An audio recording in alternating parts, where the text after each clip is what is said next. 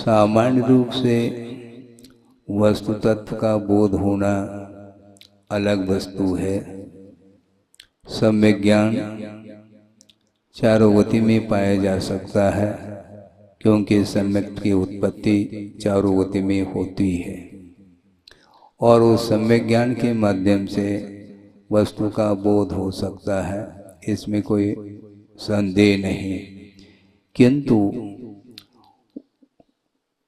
वस्तु तत्व की जो विराटता है, जो गूढ़ता है, जो सूक्ष्मता है, उसका स्पष्टीकरण करने के लिए गणधर परमेष्टि की आवश्यकता पड़ती है। द्वादशांग की रचना गणधर परमेष्टि ही करते हैं। वे श्रुत केवली माने जाते हैं। श्रुत केवली अन्य भी हो सकते हैं समोशरण में, किंतु गणधर पद ये अपने आप में सर्वोच्च पद माना जाता है। और भी प्रतिगणधरों की भी व्यवस्था होती है, वो अलग है, किंतु जो प्रमुख गणधर के रूप में स्वीकार करते हैं गौतम स्वामी के लिए।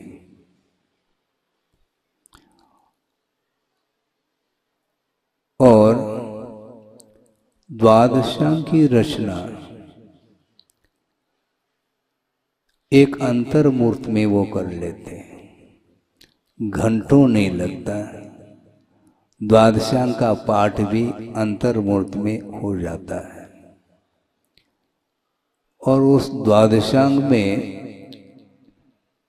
सारा का सारा जो वर्णन आता है 7 तत्वों की अपेक्षा से, 9 पदार्थों की अपेक्षा से, 6 द्रव्यों की अपेक्षा से, 5 अस्तिकाय की अपेक्षा से, वो सारा का सारा विषय द्वादशांग में समाहित हो जाता है। गुरुदेव ने कई बार प्रसंग के अनुरूप ये बात रखी है कि केवल ज्ञान के सामने जो द्वादशांग रूप आगम है वह एक बूंद के समान है, ऐसा कहा। आप सुन रहे हैं? केवल ज्ञान के सामने द्वादशांगात्मक जो आगम है, द्रव्यागम है, वह एक बूंद के समान है। गुरुदेव ने उपमा दी थी कि वर्तमान में जैन सिद्धांत प्रवेशिका आप लोगों ने पढ़ी हो, गोपाल दास जी बरैया पंडित जी हुए, उन्होंने उसका निर्माण किया और वह जैन सिद्धांत प्रवेशिका षटखंड आगम के सामने बूंद के समान है। उसी प्रकार द्वादशांग के सामने षटखंड आगम भी बूंद के समान है और द्वादशांग पूरा पूरा जो सकल श्रुत है वह केवल ज्ञान के सामने वो बूंद के समान है। क्योंकि श्रुत ज्ञान के माध्यम से और मति ज्ञान के माध्यम से पदार्थ का जो बोध होता है वह सर्वांगीण नहीं होता। एक वस्तु जो अनेकांतात्मक है, अनेकांत का स्वरूप क्या है इसको भी हम संक्षेप से समझते हैं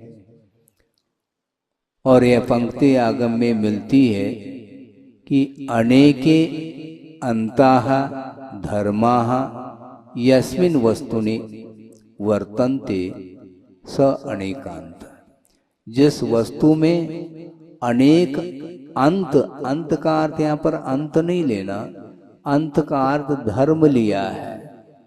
अनेक धर्म जिसमें समाहित हो, जिस वस्तु में वह वस्तु अनेकांतात्मक हुआ करती है।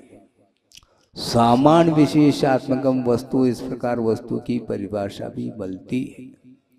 तो वह एक वस्तु के अंदर गुण और पर्यायों के अपेक्षा से अनंतता समाहित है और ऐसे अनंतानंत पदार्थों को जानने की क्षमता, जो कि वह पदार्थ मूर्तात्मक भी है, चेतना चेतनात्मक भी है, उन सभी पदार्थों को, अनंतानंत पदार्थों को, और उन पदार्थों के अंतर्गत जो अनंत गुण और अनंत पर्याय हैं, इन सबको एक साथ एक समय में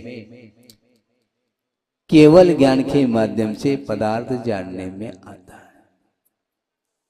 तज्जयति परम ज्योति समम समस्तैरनंत पर्यायै दर्पण तल इव सकला प्रतिफलति पदार्थ मालिका यत्र यत्र ज्योतिषी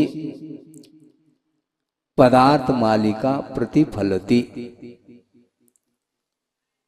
समम समस्ते अनंत पर्याय। अनंत पर्यायों के साथ वो सारा का सारा वह पदार्थ जो माला के रूप में कहा है, वह प्रतिफलति कुत्र यत्र ज्योतिषी, जिस केवल ज्ञान रूपी ज्योति में वो सारे सारे पदार्थ प्रकाशित हो रहे हैं एक समय में। क्योंकि केवल ज्ञान क्रमिक नहीं हुआ करता, क्रम से पदार्थों को नहीं जानता वो केवल ज्ञान। क्रम से यदि जानेगा तो संपूर्ण पदार्थों को जानने के लिए अनंत काल भी लग जाए, तब भी वो सारे सारे पदार्थ जानने में नहीं आ सकते। किंतु आचार्य कहते हैं सर्वद्रव्य पर्यायेषु केवलस्य, केवल ज्ञान का जो विषय है वह संपूर्ण पदार्थ है और संपूर्ण पर्याय हैं। इन सबको एक साथ एक समय में जानने की क्षमता रखता है। इस प्रकार वह केवल ज्ञान है। इसलिए केवल ज्ञान के माध्यम से समस्त पदार्थों को जानने के उपरांत अब श्रुत ज्ञान के माध्यम से जो हम और आप जान रहे हैं उसका अनंतवा हिस्सा ही जानने में आता है। किनको? गणधर परमेष्टि को।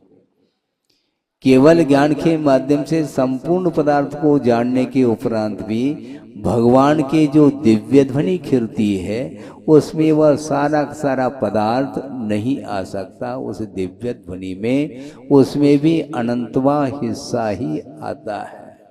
इसलिए आगम में ये उल्लेख है अनंत बहुभाग जो विषय हैं, ज्ञेय पदार्थ हैं, वो सारे सारे अकथ्य है ऐसा कहा, अर्थात जिनका कथन किया नहीं जा सकता। कथन करने के जो अयोग्य होते हैं उसका नाम अकथ्य कहा है। और अनंतवा भाग ही कथन करने में आता है और उसमें भी उस दिव्य ध्वनि का भी अनंतवा हिस्सा ही गणधर परमेष्टि के द्वारा जानने में आया है।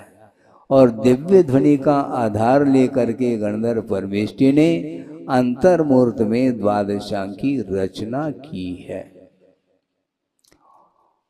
और वो श्रुतज्ञान के माध्यम से पदार्थ का विश्लेषण, सर्वांगीण विश्लेषण, एक एक गुणधर्म को लेकर के मुख्य और गौण पद्धति से उन्होंने विश्लेषण किया है।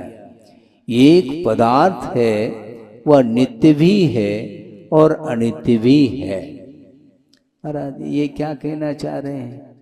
यह स्ववचन बाधित जैसा हो रहा है। आप जिस पदार्थ को नित्य कहना चाहते हैं उसी पदार्थ को आप अनित्य भी बोल रहे हैं। यही तो अनेकांत है।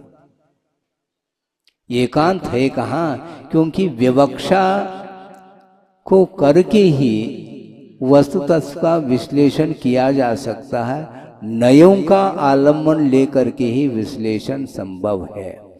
ज्ञान के माध्यम से वस्तु की समग्रता ग्रहित हो सकती है, किंतु उसका विवेचन जो होगा वह क्रमशः होगा। प्रमाण के माध्यम से समूचे पदार्थ को जान लें और जानने के उपरांत उस प्रमाण के द्वारा ज्ञात जो वस्तु है उस वस्तु के विषय में एक धर्म को प्रासंगिकता देते हुए, मुख्यता देते हुए वस्तु तत्व का विश्लेषण होता है, इसी का नाम अनेकांत बोलते हैं। महाराज वस्तु नित्य है तो किस विवक्षा से नित्य है? द्रव्य की अपेक्षा से वस्तु नित्य है। द्रव्य का कभी भी विनाश नहीं हो सकता, यह यथार्थ सत्य है ये। और गुरुदेव ने कई बार ये कहा है श्रमणों के लिए कि देखो वस्तु हमेशा बनी रहती है, अविनश्वर है, इसलिए वस्तु तत्व का जब चिंतन करते हैं, द्रव्य को विवक्षा बना करके जब चिंतन करते हैं तो भय समाप्त हो जाता है। क्यों? जो वस्तु मिटेगी नहीं तो डर किस बात को लेकर के होगा? न मे मृत्यु कुतो भीति, मेरी मृत्यु संभव नहीं, मेरा विनाश संभव नहीं, तो डर किसको लेकर के होगा? न मे मृत्यु कुतो भीति, न मे व्याधि कुतो व्यथा, नाहम बालो न वृद्धो हम न युवैता निपुद्गले। न बालक हूं, न युवा हूं, न वृद्ध हूं, ये जितने भी पर्याय हैं ये सारे सारे पौद्गलिक पर्याय हैं, इसलिए मेरा मरण कहाँ होगा? इस प्रकार द्रव्य का आलम्बन लेकर के चिंतन करते हैं तो निश्चित रूप से अविनश्वरता का भान होता है, इसलिए डर भीति समाप्त होती है। मुझे कौन मारने वाला है? मुझे कौन दहशत दे सकता है? क्योंकि दहशत देने वाला भी मरने वाला है। पर्याय की विवक्षा में ये अज्ञान भाव माना जाता है उसका। जो रौद्र ध्यान जिसके अंदर चल रहा है वह अज्ञान के कारण दूसरे को समाप्त करने का भाव रखता है, अपनी शूर वीरता का प्रदर्शन कर रहा है, किंतु आचार्य कहते हैं, आगमकार कहते हैं, तुम्हारा इस प्रकार का प्रदर्शन करना किसी भी काम का नहीं है। हाँ, क्योंकि पर्याय की विवक्षा में प्रति समय पदार्थ नष्ट होता चला जा रहा है। तरंग की भांति है, सरोवर में तरंगे लहरें उत्पन्न होती रहती हैं और एक क्षण में विलीन हो जाती हैं। उसी प्रकार प्रत्येक वस्तु पर्याय की विवक्षा से, पर्याय का अर्थ अवस्था विशेष का नाम पर्याय है, उस अवस्था विशेष की अपेक्षा को लेकर के प्रति समय पदार्थ मिट रहा है। तुम कौन होते हो मिटाने वाले? वो स्वयं मिट रहा है और मिटाने का भाव रखते ये अज्ञान का परिणाम है। आक्रमण हो जाता है, परचक्र का आक्रमण। हाँ ठीक है, करते रहो। एक दूसरे के ऊपर आक्रमण करने की ये आदत है, ये अज्ञान का परिणाम है। मोह की परिणति के कारण इस प्रकार हो रहा है, उसे ज्ञात नहीं है, लेकिन करता है वो इस प्रकार। किंतु आचार्य कहते हैं ये वस्तु व्यवस्था है, इसलिए पर्याय का आलम्बन लेकर के चिंतन करते हैं तो क्या होगा? द्रव्य का आलम्बन लेकर के चिंतन करते हैं तो भीति समाप्त हो गई, क्योंकि द्रव्य अविनश्वर है। किंतु अवस्था विशेष को लेकर के चिंतन करते हैं तो क्या होगा? तो आचार्य कहते हैं वैराग्य उत्पन्न होगा निश्चित रूप से। क्योंकि पदार्थ जब विनाशशील है, नष्ट होने वाला है, तो मैं इसका भोक्ता कैसा हो सकता हूँ? मैं इसका कर्ता कैसा हो सकता हूँ? मैं इसका स्वामी कैसा बन सकता हूँ? संभव नहीं है। फिर भी अज्ञान के कारण छोटे छोटे निमित्तों को लेकर के कर्तृत्व, स्वामित्व और भोक्तृत्व बुद्धि को लेकर के संघर्ष करना प्रारंभ करता है संसारी प्राणी। उसको बोध नहीं है। बोध देने के उपरांत में वह उस बोध के प्रति उपेक्षा की दृष्टि रखता है। कहे सीख गुरु करुणाधार, करुणा को धारण करके शिक्षा दे रहे हैं, देशना दे रहे हैं आचार्य, किंतु उसकी आंखें खुल नहीं पा रही है।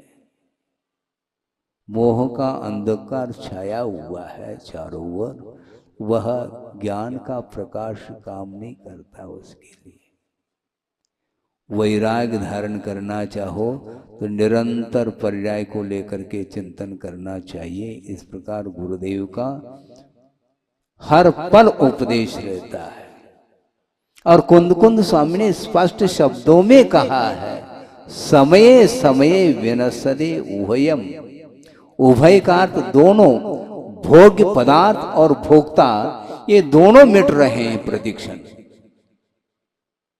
फिर भी भोक्तृत्व भाव बना रखता है, मैं इसका भोक्ता हूं। षटखंड अधिपति, हाँ रखो तुम अधिपति है। तीन लोग के नाथ हैं, उनका ये कहना है ये तीन लोग अपने आप में स्वतंत्रता को लेकर के मैं इसका स्वामी नहीं हो सकता। आप उनके लिए कह रहे हैं आप तीन लोग के नाथ, किंतु वो तीन लोग के नाथ को वो स्वीकार करते नहीं भगवान। ये आपकी भक्ति के कारण इस प्रकार कुछ शब्द आपके मुख से निकल रहे हैं। भगवान को आपने भगवान के रूप में स्वीकार किया है। भगवान से बढ़कर के तीन लोक में कोई व्यक्तित्व नहीं है तीर्थंकर के अलावा। इस प्रकार एक भक्त की भक्ति है, किंतु सिद्धांत ये कहता है, भगवान इस प्रकार कह रहे हैं सिद्धांत की दृष्टि से कोई भी किसी का स्वामी नहीं हो सकता। यदि होता है तो स्वयं का ही स्वयं स्वामी होता है, पर का नहीं हो सकता। सम्यक दृष्टि होने के उपरांत भी पर पदार्थ के प्रति स्वामित्व बुद्धि रखता है, तभी तो षटखंड अधिपति मैं हूं, इस प्रकार वह चक्रवर्ती सोच रहा है। 60,000 वर्ष तक वो दिग्विजय करने के लिए निकले और अंत में उन्हें विजय मिलता है। किंतु ये ध्यान रखो, एक और मेंबर है, उनको भी जीतना होगा। वो कौन है? अपना अनुज, छोटा भाई बाहुबली। तुम भाई के रूप में मुझे देखते हो तो मैं तुम्हारे चरण स्पर्श करने के लिए तैयार हूं, किंतु तुम चक्रवर्ती के रूप में मेरे सामने आओगे तो नहीं आ पाओगे, क्योंकि मेरे पास भी अधिकार है। जिस प्रकार सभी को जीत लिया तुमने, उस प्रकार मुझे भी जीतना पड़ेगा ना। जीतो।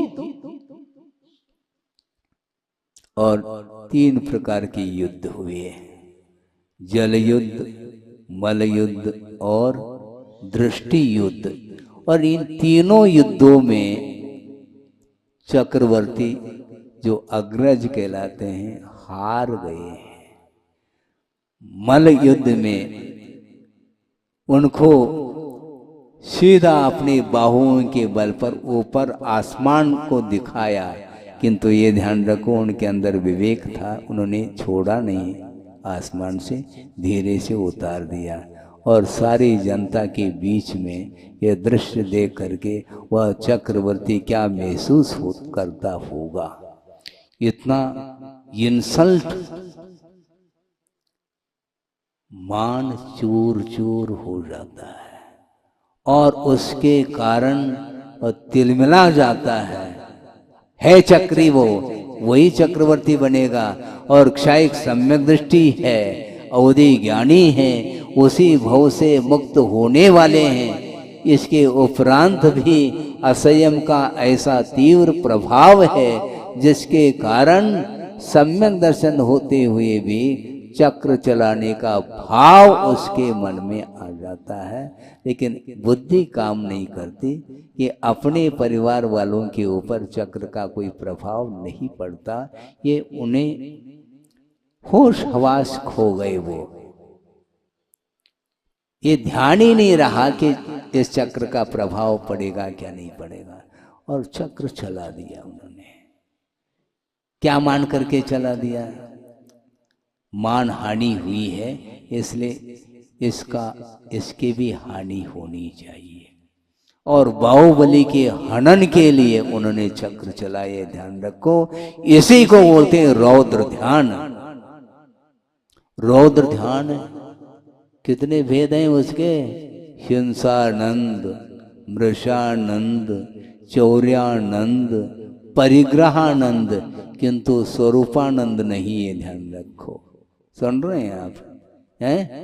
सुन रहे हैं? 4 प्रकार के आनंद आ गए। हिंसा, झूठ, चोरी और परिग्रह, इनमें आनंद का अनुभव कर रहा है, किंतु उसे स्वरूप का आनंद नहीं आ सकता। इसी को बोलते हैं आचार अज्ञान का यह फल है। हालांकि उसके पास सम्यक दर्शन है, श्रद्धान है वस्तु तत्व के ऊपर, इसके उपरांत भी असंयम के कारण वह इस प्रकार वह कर रहा है और चक्री हार गया। इसके उपरांत बाहुबली को भी वैराग्य हो गया। अब तुम्हें बनो चक्री, मुझे कोई आवश्यकता नहीं। यह वैभव, इसका स्वामी तुम हो, मैं नहीं हो सकता, तुम बने रहो। और वो निकल गए। वस्तुतः ये अज्ञान है, इसके उपरांत भी बात समझ में नहीं आती मैं क्या बोल रहा हूं। प्रत्येक समय जब पदार्थ विनाशशील है, पर्याय की विवक्षा में, तो किसको सुरक्षित रखने का भाव मन में आता है? लेकिन आता है। आप लोग अपने अपने घर को छोड़ करके आए हैं, उस घर के प्रति स्वामित्व भाव आपका है क्या? नहीं है? यदि नहीं है तो ताला क्यों डालते हैं आप? हैं? ताला क्यों डालते हैं घर के लिए? अलीगढ़ कंपनी का है? ऐसे बोलते हैं तेरे गुरुदेव, हैं? अलीगढ़ कंपनी का ताला डालो और चाबी अपने पास रखो, हैं? बहुत कठिन होता है। फिर भी कहो कि मेरा पर पदार्थ के प्रति कोई स्वामित्व भाव नहीं है, संभव नहीं है। इसलिए श्रावणवदी प्रतिपदा के दिन दिव्य ध्वनि खिरी और उसका विश्लेषण गणधर परमेष्टि आसीन है प्रभु के चरणों में, और वे दिव्य ध्वनि का आलम्बन लेकर के द्वादशांग की रचना की है और समय समय पर उसका विश्लेषण वो करते चले जाते हैं। इसके उपरांत भी उनके अंदर कोई भी मद नहीं है? श्रुत केवली हो गए फिर भी मद नहीं है। द्वादशांग की पाठी है, इसके उपरांत भी मद नहीं। जबकि द्वादशांग की पाठी इंद्र भी हुआ करता है, किंतु इंद्र को श्रुत केवली की संज्ञा नहीं मिलती, न उनको गणधर पद मिल सकता है, क्योंकि असंयम की भूमिका में द्वादशांग का क्षोभम, श्रुत ज्ञान का क्षोभम हो सकता है, होता है, इसमें कोई बाधा नहीं। जो अहमिंद्र होते हैं सर्वार सिद्धि आदि के, उनके पास भी द्वादशांग क्षोभमात्मक ज्ञान रहता है। इसके उपरांत भी उनके पास संयम नहीं है। ये संयम का परिणाम है। संयम के बिना मात्र ज्ञान के माध्यम से प्रभावना नहीं होती। यदि ज्ञान के माध्यम से प्रभावना होती तो मैं ये पूछना चाहता हूं, वृषभनाथ भगवान युग के आदि में हुए और उनकी उम्र कितनी थी? 84 लाख पूर्व की थी। इसके उपरांत भी 83 लाख पूर्व तक कहां पर रहे? महल में रहे, हवेली। हाँ। क्यों? सम्यक ज्ञान नहीं था उनके पास। था, शायद सम्यक भी था, वैभव था, सब कुछ था, किंतु वैराग्य हो तब। वैराग्य के बिना वह ज्ञान काम नहीं करता, वस्तुतः देखा जाए। सम्यक ज्ञान फिर भी है वो, किंतु उसका प्रयोग होना चाहिए। क्षोभ्रम होना अलग वस्तु, किंतु क्षोभ्रम प्राप्त जो ज्ञान है उसका प्रयोग करना चाहिए। प्रयोग के लिए ज्ञान है। निरंतर अध्ययन करो। क्या करोगे अध्ययन करके? एक सज्जन आए गुरुदेव के पास, उन्होंने कहा कि महाराज हमारी बहुत दिन की भावना रही है कि स्वाध्याय की भावना मेरी बहुत रुचि है, इसलिए कहाँ से मैं स्वाध्याय प्रारंभ करूं? इस प्रकार उन्होंने गुरुदेव के सामने अपने विचार रखे, तो गुरुदेव ने उत्तर दिया। वो उत्तर सीधा नहीं देते, वो प्रति प्रश्न के रूप में उन्होंने प्रति प्रश्न किया। गुरुदेव ने, बहुत अच्छी बात है, स्वाध्याय की भावना आपकी है, किंतु ये मन में आया है क्या तुम्हें कि स्वाध्याय किमर्थम, स्वाध्याय क्यों करना चाहिए? स्वाध्याय करके आप करना क्या चाहते हैं, यह महत्वपूर्ण है। स्वाध्याय करना महत्वपूर्ण नहीं, स्वाध्याय क्यों करना। देव वंदना करना महत्वपूर्ण नहीं, देव वंदना क्यों करना, किस उद्देश्य को लेकर के करना, यह महत्वपूर्ण है। तब उनको बात समझ में आ गई। हाँ महाराज, आपने अच्छा उत्तर दे दिया। वस्तुतः कर्म क्षय के लिए, संसार से ऊपर उठने के लिए, मोक्ष प्राप्त करने के उद्देश्य को लेकर के ही निरंतर स्वाध्याय आदि ये अनुष्ठान किया जाता है। स्वाध्याय अपने आप में, मैं आगम की बात आपके सामने रख रहा हूं कि मूलाचार आदि ग्रंथों में श्रमणों के जो 28 मूल गुण होते हैं उनका वर्णन किया गया है, किंतु 28 मूल गुण जो श्रमण के होते हैं उसमें 6 आवश्यक भी हैं। 5 महाव्रत, 5 समिति और 5 इंद्रिय दमन, 6 आवश्यक और 7 शेष गुण। इस प्रकार ये 28 मूल गुणों की संख्या हो गई। इसमें जो 6 आवश्यकों का जो क्रम आता है उसमें स्वाध्याय को अंतर्भूत नहीं किया। अर्थ क्या हुआ? श्रवण के लिए भी स्वाध्याय करना कंपलसरी नहीं,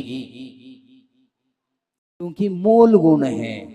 और स्वाध्याय किस में आता है? आपने स्वाध्याय तो बहुत किया होगा। ये स्वाध्याय किस में आता है? मूल गुण में आता है? नहीं आता है। फिर किस में आता है? उत्तर गुण में इसको लिया है। उत्तर गुण मूल गुण के विकास के लिए उत्तर गुण को रखा गया है। और उत्तर गुण में जो स्वाध्याय है वह 12 प्रकार की जो तप है उसमें 6 बाह्य तप और 6 अंतरंग तप है। वो 6 अंतरंग तप के भीतर वह स्वाध्याय को स्वीकार किया है। आपके पास कौन सा तप है, मुझे बोलो? आपके पास कौन सा गुण है? 28 गुण मूल गुण है जो कंपलसरी नहीं है, तो ऑप्शनल सब्जेक्ट उस और क्यों ध्यान जा रहा है आपका? स्वाध्यायम परमम तप, स्वाध्यायम परमम तप, ये कहा है ना महाराज? कहा तो है, किसके लिए कहा है? वस्तुतः श्रावक के लिए, श्रावक की योग्य जो चर्या है उस चर्या का पालन तो न करे और सुबह होते ही समय सार का स्वाध्याय करना प्रारंभ कर दे, तो आचार्य कहते हैं ये ठीक नहीं है। क्योंकि तुम श्रावक हो, श्रावक के योग्य जो आवश्यक हैं धर्म, उनका पालन करना चाहिए। मूलाचार के बिना, यानी मूलाचार के अनुरूप चर्या का अनुपालन किए बिना जो समय सार का स्वाध्याय करता है वह श्रवण के लिए भी योग्य नहीं है। पहले आचार्य कहते हैं मूलाचार के अनुरूप चर्या का पालन करो, दीक्षित हो जाओ, दिगंबरत्व को अंगीकार करो, और दिगंबरत्व को अंगीकार कर लिया। मूलाचार के अनुरूप चर्या का पालन करते करते काफी समय हो गया, हाँ ठीक है, अब मूलाचार रटो नहीं बार बार, अब समय सार की ओर आ जाओ। हाँ, क्योंकि केवल ज्ञान यदि तुम प्राप्त करना चाहते हो तो साक्षात केवल ज्ञान के लिए यदि कोई कारण है तो वह शुद्धोपयोग है, और उस शुद्धोपयोग को प्राप्त करने के लिए समय सार का स्वाद लेना चाहिए। और गृहस्थ अवस्था में न शुद्धोपयोग है, न रत्नत्रय है, कुछ भी नहीं है, फिर भी वह रात दिन समय सार की चर्चा करता है। निषेध नहीं कर रहा हूं, किंतु वस्तुतः जो नर्सरी का छात्र है, सुन रहे हैं आप, नर्सरी का छात्र है अथवा LKG UKG में है अथवा फर्स्ट में पहुंच गया है, फर्स्ट पोजीशन से नहीं, पहली कक्षा में पहुंचा है, तो उसके हाथ में यदि यमे की किताब दे दिया जाए अच्छा लगता है? महाराज पढ़ लेगा ना वो भी, क्योंकि वो भी ABCD जानता है? वर्णमाला अल्फाबेट उसको भी तो आता है, पहली कक्षा में पहुंचा है तो वो अनार का ये सब जानता है वो। इस प्रकार यमे के कक्षा में भी और क्या है, उसमें भी तो किताब में आ ई ऊ ये स्वर ही तो मिलेंगे, हैं 14 स्वर और 33 व्यंजन, इसके माध्यम से तो वह किताब बनी है, इसलिए पढ़ने लग जाए, ठीक नहीं। अक्षर पढ़ना अलग वस्तु, उसका जो मीनिंग है, अर्थ है, उस अर्थ को लगाना बहुत कठिन होता है, इसलिए एक एक कक्षा को पार करता हुआ वह यमी की कक्षा में पहुंच जाता है। उसी प्रकार श्रावक को भी ये चाहिए कि सर्वप्रथम अष्टमूल गुणों का पालन करे, इसके बाद धीरे धीरे धीरे श्रावकाचार के अनुरूप अनुव्रतों का, प्रतिमाओं का भी पालन करने के लिए पुरुषार्थ करे, क्योंकि श्रावक की यही भूमिका है। और श्रवण की भूमिका में मूलाचार और मूलाचार के उपरांत समय सार का स्वाध्याय वो करता है। तो ऐसी स्थिति में पर वस्तु के प्रति स्वामित्व भाव संभव नहीं है श्रवण के लिए, किंतु श्रवण की भूमिका से जो नीचे है वह हमेशा पर वस्तु के प्रति स्वामित्व भाव रखता है, अपनी शूरवीरता का वह प्रदर्शन करता है, किंतु श्रवण बनने के उपरांत आचार्य कहते हैं शूरवीरता की आवश्यकता नहीं। अब वीर रस की कोई आवश्यकता नहीं, अध्यात्म रस की आवश्यकता है। प्रवचनों में कई बार गुरुदेव ने कहा हमें शास्त्रार्थ नहीं करना है, शास्त्राभ्यास करना है। सुन रहे? मुझे किसी के साथ संघर्ष नहीं करना, सामने वाला यह शत्रु है, इसके ऊपर प्रहार करो, गलत बात है। कर्मों के ऊपर प्रहार करने के लिए अवसर है, इसलिए ध्यान रूपी खड्ग को लेकर के मोहनी कर्म को पछाड़ा जाता है, उसको परास्त किया जाता है। इसको बोलते हैं श्रवणता, श्रामण्य बोलते हैं इसको। ये सब छोड़ करके, जो छोड़ करके आए हैं उसी को बार बार दोहराता है, तो फिर वह कभी भी उसका जीवन विकसित नहीं हो सकता। श्रवण पद को अंगीकार करने के उपरांत भी अतीत की ओर जिसकी दृष्टि जाती है और बार बार सामने वाले के प्रति परास्त करने का भाव यदि आता है, तो आचार्य कहते हैं देखो ये दुर्लभ जो अवसर है तुम खो रहे हो। धर्म ध्यान बहुत दुर्लभ है, ये ध्यान रखना है। आचार्य ये कहना चाहते हैं मुझे आप लोगों को ध्यान सिखाने की आवश्यकता नहीं समझता। फिर कैसे ध्यान करेंगे महाराज? आप ध्यानी हैं। अच्छा, हम भी ध्यानी हाँ है। धर्म ध्यान कमजोर हो सकता है, लेकिन आध्यान रोध ध्यान बहुत बलवान है। वो अनंत काल से वो छूट ही नहीं पा रहा है। प्रति समय संसारी प्राणी आध्यान रोध ध्यान में डूबा हुआ है, इसलिए उससे ऊपर उठाने के लिए आचार्य कहते हैं कम से कम तुम धर्म ध्यान का स्वरूप समझना चाहो तो धर्म ध्यान का स्वरूप न समझो, किंतु एक बार ध्यान रौद्र ध्यान का स्वरूप पकड़ में आना चाहिए। अहिंसा परमो धर्म की जय। बोधि समाधि परिणाम शुद्धि स्वात्मोपलब्धि शिव शोक शुद्धि चिंता मणिम चिंतित वस्तुदाने त्वा वंद मानस्य ममास्तु। परम पूजाचार्य गुरुवर श्री विद्यासागर जी महाराज।